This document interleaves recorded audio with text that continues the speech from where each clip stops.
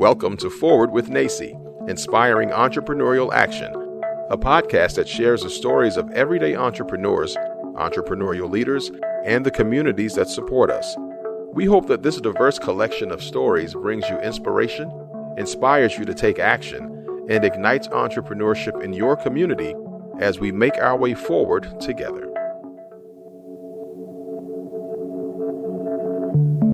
Welcome to Forward with NACCE. This episode is a replay of an inspiring discussion held during the 2021 Future Building Summit in Minneapolis, Minnesota.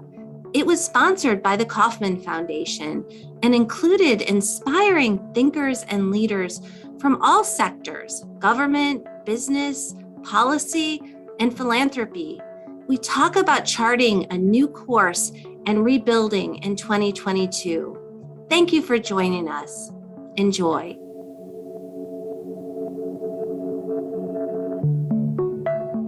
I'm really excited about our next guest. She and I actually met for the first time at the conference, but we've been in touch with each other, and I'm excited about the work that she's doing, the work that she's done, and how courageous she is. So please help me welcome Dr. Mary Churchill to this stage. We're going to have a conversation with each other, and we're going to also have, in the mix of our conversation, some remarks from some of our elected officials. So let's give Mary a warm round of applause. So how are you doing today? Good. Yesterday, I was up at 3 a.m. to catch a lift to the airport and come here from Boston. But today, I got a good night's sleep, so I'm feeling great. That's great. That's great. My brain hurts, though. You have stuffed it. It is a cornucopia of people and ideas and excitement.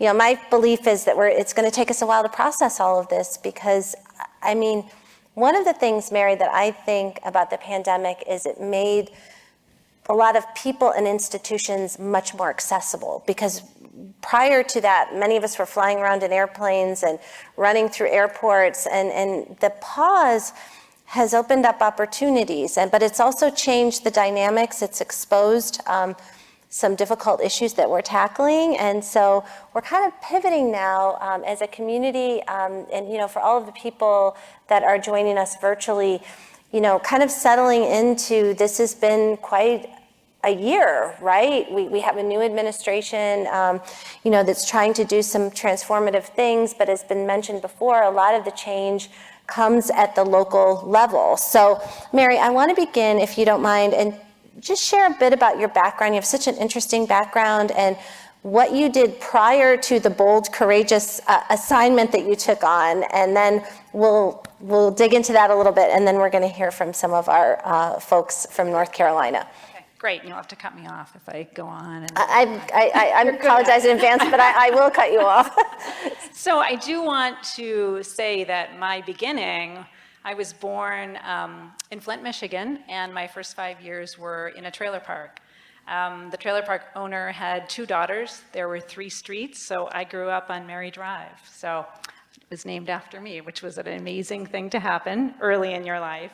My father dropped out of high school, joined the military, came back, got a GED, worked the night shift at General Motors on the assembly line. Night shift so he could make more money, weekends so he could make more money. So grew up with food insecurity, housing instability, and so know that personally, and that informs a lot of my morals, my compass, and the decisions I make. So, which explains the decision that Becky was referring to that I made later on in my life. And so college was always something that was going to happen for me, but no one in my family had gone. My father died in a very tragic accident when I was 17, and he was kind of my person I was doing everything for. And then I had to do it for myself. I went to college, I had some amazing mentors at Michigan State, and then I surrounded myself with people who had master's, PhDs, and were in graduate school. So I moved to Boston to go to graduate school, and found my way to Northeastern, where I did a master's and a PhD in sociology. I worked my way through college. My first job right out of undergrad was as a financial aid advisor, and so I saw, again, firsthand, the debt students were taking on, the debt students who didn't even leave with a degree were taking on. And so that has informed higher ed for me. And so, again, worked my way through my master's and PhD, full-time job at Northeastern. So finally got my PhD when I was 37. And then was scooped right into an administrative position, so barely taught full-time for a year or two, and then administrative work, associate dean, associate provost and dean, vice president, and helped lead a merger of Wheelock College into Boston University, where I am now an associate dean of strategic partnerships and community engagement and a faculty member.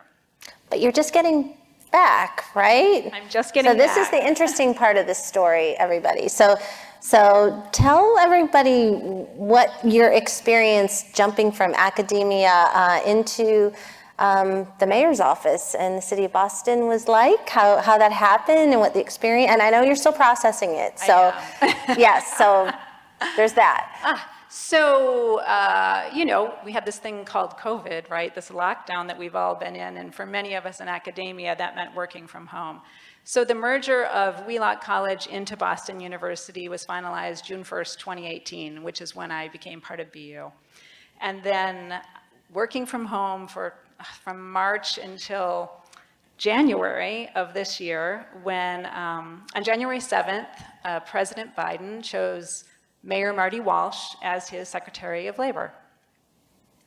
My friend, colleague, neighbor, community organizer extraordinaire, Kim Janey, was the city council president, and the charter in Boston says that the sitting city council president, if the mayor leaves, will become the acting mayor. Boston has been led for hundreds of years by white men. She is a black woman, so she was the first woman to walk into that office, the first person of color, and she came to my house within a week and said, I need people I can trust, and I need people who can come with me and get this city back on track. The most important thing is this is pre-vaccine, right? It's the height of COVID. We just had January 6th happen on the Capitol.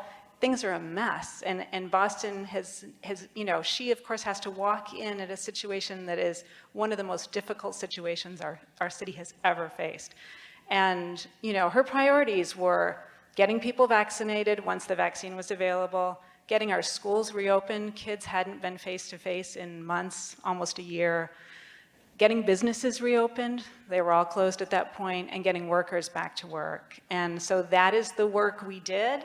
I joined her in City Hall in March, and she did not make it past the preliminary election a couple of weeks ago.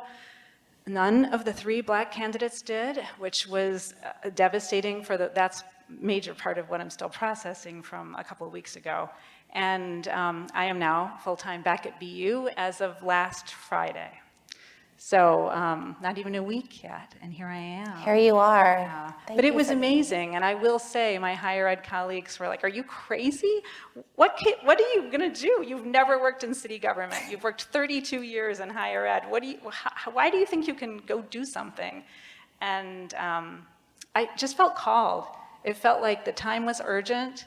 A friend of mine was asking me to help out, and people were hurting, and I knew I brought value. I knew the team that I worked with would figure out how to use me, and I would figure out how to plug in, and it was amazing. So. And we should share how we got connected through our mutual friend, who's also a friend of John Rainoni's, the former president of Greenfield Community College in Massachusetts. Eve connected us. She said, you two need to meet each other. And before we move on, because I want to play a short clip from the Secretary of State of North Carolina, who's become a very good friend of NACCE's, but share with people where you live in Boston, because there's some super, affluent parts that aren't diverse, but where do you live? I live in Roxbury, which is a historically black neighborhood in Boston. I've lived there since '94, and that is how I met Mayor Janey, because we're neighbors. It's an amazing neighborhood, and I live in what was formerly called Dudley Square, which has been renamed Nubian Square, And it is between where Malcolm X lived when he lived in Boston and where MLK Jr. preached at 12th Baptist. So it is a very, a neighborhood that has a rich history and is very proud of that history, and it's just an amazing place to live. And you know, my husband moved from El Paso, Texas to go to school in Boston. I moved from Michigan to go to school in Boston. And so when you're a transplant, it's very hard to connect and feel. New England isn't the warmest of states, either the temperature or the people, right? But once you know people who've lived there for multiple generations, their families, you are brought in, and it is an amazing place. And so I feel very, very grateful to that community for embracing me and my husband and my child. And your child. So let's watch the clip, the short video from Secretary of State Elaine Marshall. And as they cue that up to show it, it's interesting that our podcast project that we keep talking about and showed this morning, we have listeners now in 400 American cities, 29 countries around the world. We got the opportunity to interview Elaine Marshall as part of that program, and just are amazed what the work that she's doing to support small businesses, and she's been doing this work for a long time. So we wanted you to hear some of her words and some of her inspiration. So let's go ahead and play that.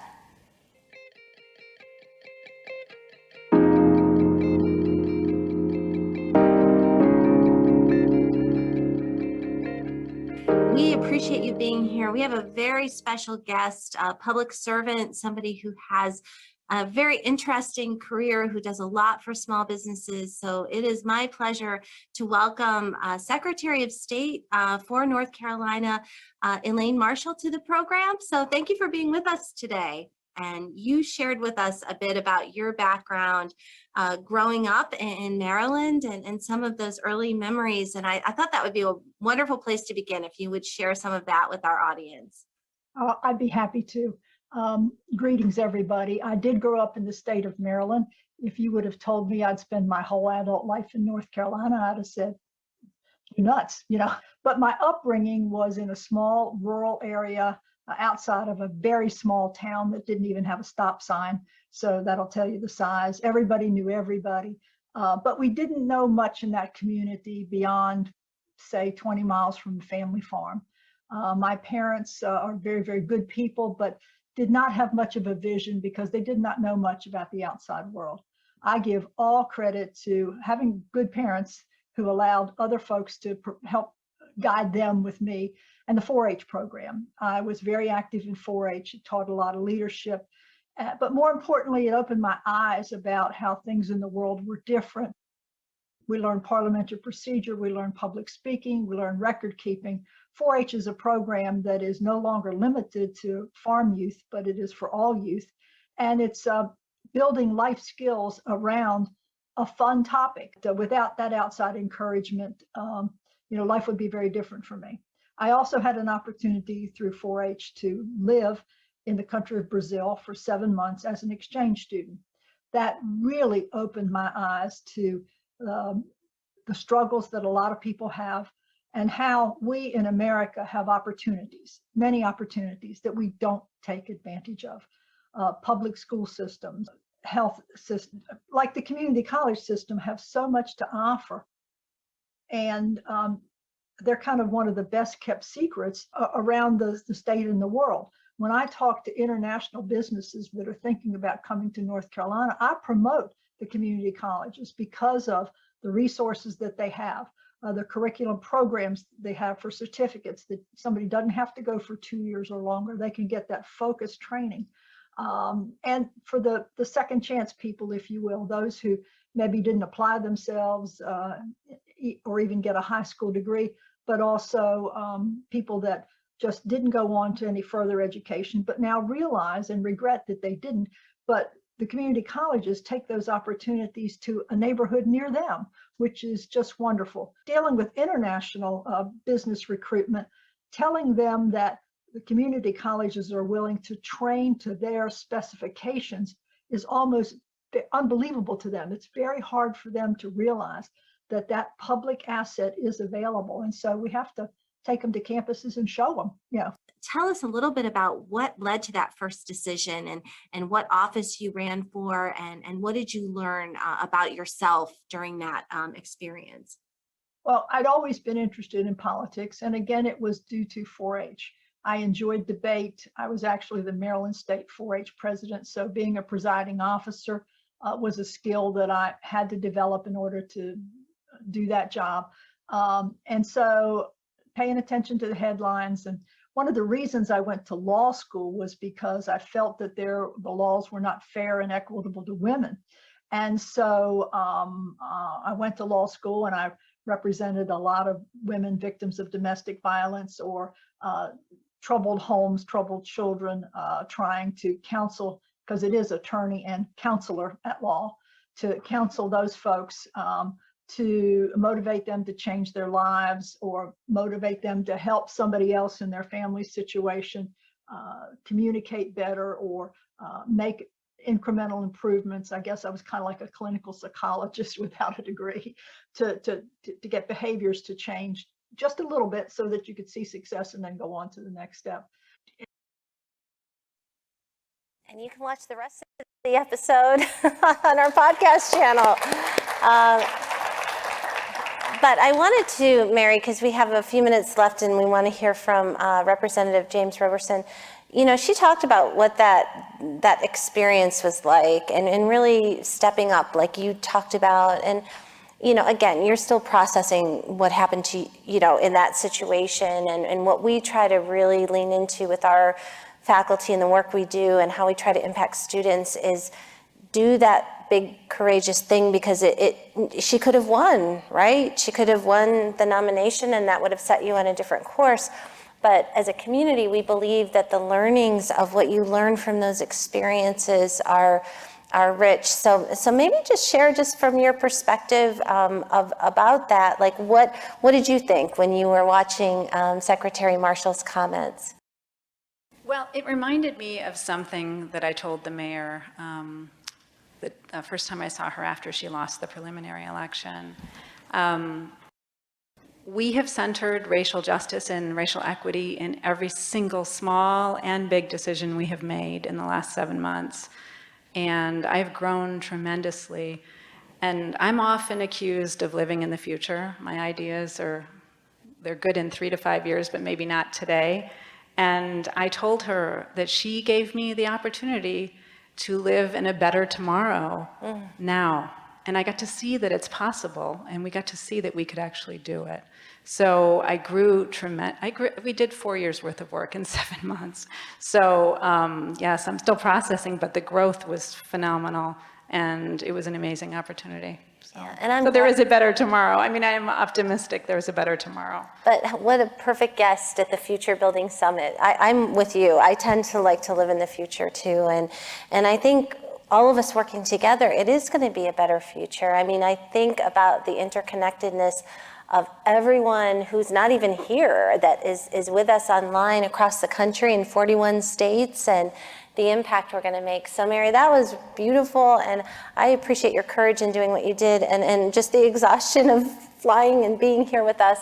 And I think a great way to close out this panel, we have one more amazing panel left with our friend Renee Johnson. So I know people might feel like they want to stretch their legs, but let's hear just a few words from Representative James Roberson as we close out, and then we can stretch our legs for like 2 minutes, and then we are going to conclude this panel just with a wonderful conversation.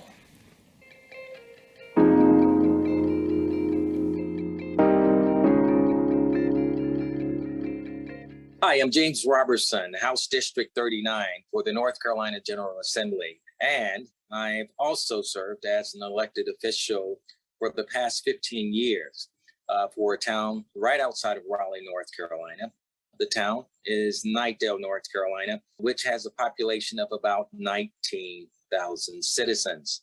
I've served as a 2-term council member, followed by a 2-term mayor position for the town of Knightdale. It has afforded me the opportunity to focus on some of those things that are dear to me as a community leader and as a member of my community. First and foremost, before we get started, I would like to take the opportunity to thank NACCE for inviting me, and to all of you who have spent the day sharing these valuable informational ideas that will bring about change to our community and promote equity and prosperity for all. I would like to share with you some important things that I've learned leading in a variety of ways that have helped me develop trusting relationships and to serve as a change agent for my community. All of these things are important to our community. I know that you all can relate to how important these changes are, especially with what has taken place over the past few years.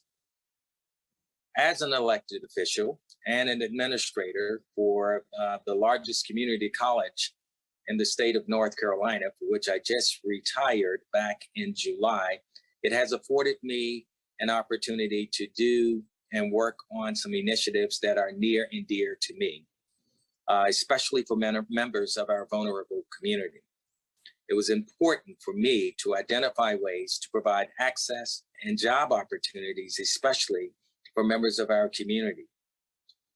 We know that our community college plays a vital part in terms of the success and the transformation of lives for all of our citizens that wish to pursue a degree in higher ed.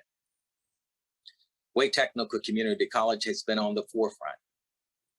It is the largest community college in the state of North Carolina. And by serving as an administrator for the past 31 years, it has afforded me an opportunity to create educational opportunities for citizens, not only in the Knightdale community, but Knightdale, Wendell, Zebulon, and the Southeast Raleigh community.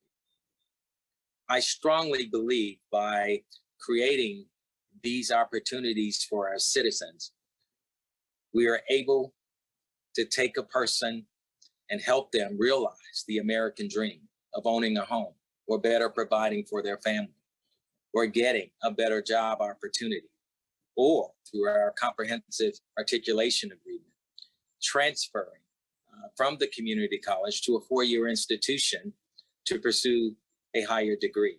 I strongly feel that by being able to provide these resources to members of our community, we provide our community with a more healthier and vibrant environment. Now, it's not just the community college that are transforming these lives. It's a true partnership between the community college, the various municipalities. Here in the Wake County community, we have 12 municipalities, and we often work in concert to create these opportunities for our citizens. And of course, our local businesses and industry that plays a vital role in terms of training and retraining our citizens. We have a successful recipe here in North Carolina, and I'm excited to be a part of realizing these opportunities for our many citizens. I would tell you here in the town of Knightdale some of the things that we've done as an elected official. We have one of our successful initiatives that will be celebrated this weekend, October 9th. It's our Arts and Education Festival. And it's an initiative where we've partnered with our nonprofits, members of our faith-based community, our educational partners, our community colleges, our public school system, our HBCUs, along with business and industry, to create scholarship opportunities for those from vulnerable communities. We have a lot of students that are very talented and have done well in high school, and they have the desire to go to the next level, but unfortunately, because of finances and lack of resources, they're unable to. So I feel that it's our part to do everything as a community to support these individuals that may have the desire to further their education. When they succeed, we succeed. And this is the most beautiful thing about my community, because over the past 5 years, we've been able to realize some 65 scholarships, especially for students from vulnerable communities. And 94% of those students have gone on and remained on a successful track in realizing their dream of home ownership, starting a family, taking their income from minimum wage to a livable wage where they can realize the American dream. This is the exciting thing about my community. This is why I felt it was important for me to serve as an elected official, as an administrator for the largest community college in the state of North Carolina, and now a member of the House of Representatives.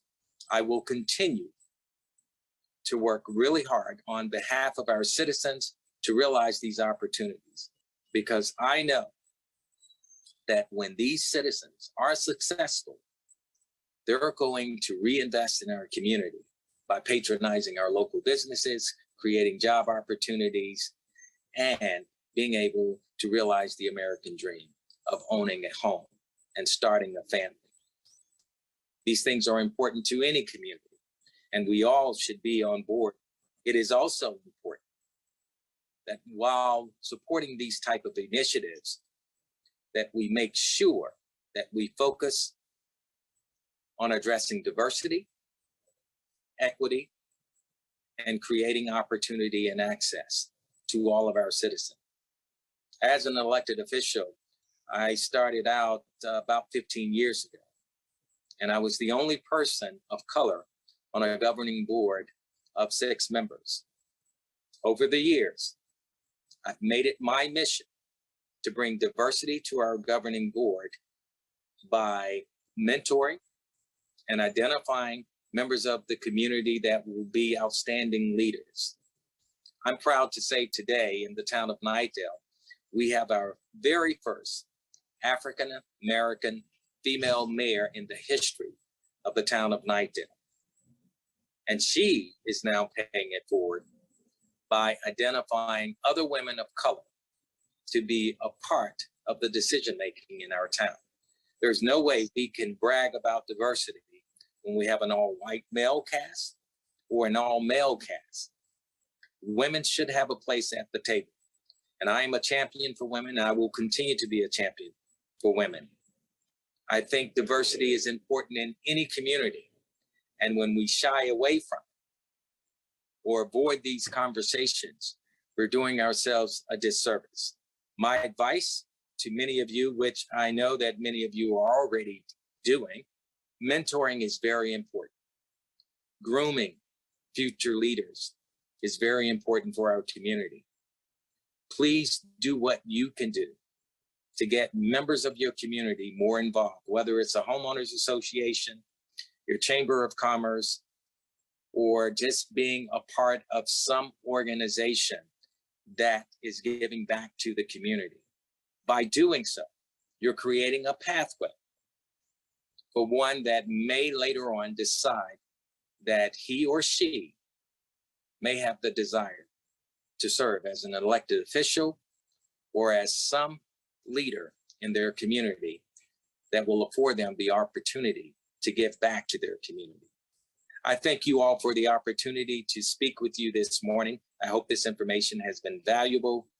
I look forward to meeting you all in the near future and looking forward to serving on future panels to have further discussions about equity, diversity, access, and opportunity for all of our citizens. Thank you so much. Many blessings to each and every one of you. Thank you. Thank you, Mary. Thank you for joining us today.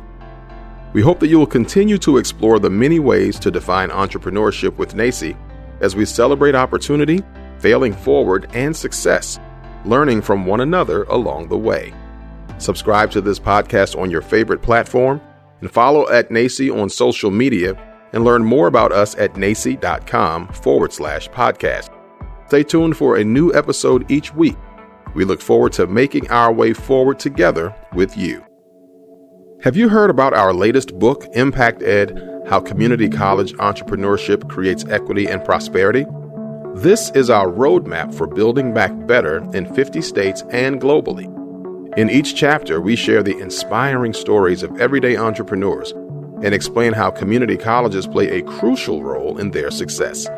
Visit us at NACCE.com/ImpactEd to order your copy now and join us in this work. Are you curious about what's coming up next in the NACCE community? Join us on the second Wednesday of every month at 12 p.m. Eastern to set yourself up to be productive and impactful with NACCE by your side. We'll share about events, ways to get involved, and we'll have an open conversation featuring questions you're asking or problems you're facing. So join us on the second Wednesday at 12 p.m. Eastern for Up Next with NACCE. More information at nacce.com/upnext.